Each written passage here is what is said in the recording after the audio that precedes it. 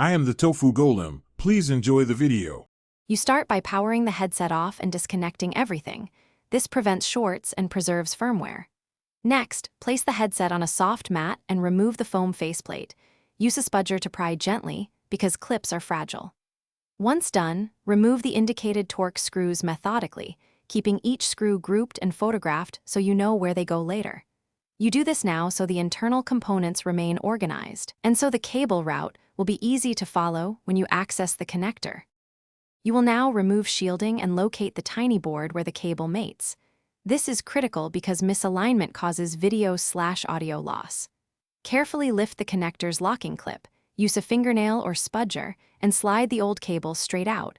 Avoid bending or pulling at an angle, as that stresses contacts. Once out, route the replacement exactly along the original path, seat the connector firmly until the clip clicks, and reapply adhesive so strain relief matches factory routing. You finish by reassembling in reverse. Replace shields, align panels, and tighten torque screws snugly but not over-tightened, because stripped threads are permanent damage. Once reassembled, reconnect the headset to your PC, power it on, and run Steam VR or the index test for video and controller tracking. This confirms the swap. If you see flicker, immediately power down and reseat the cable. If there is no power, use a multimeter to check continuity. Make sure to document any deviations for warranty or future repairs.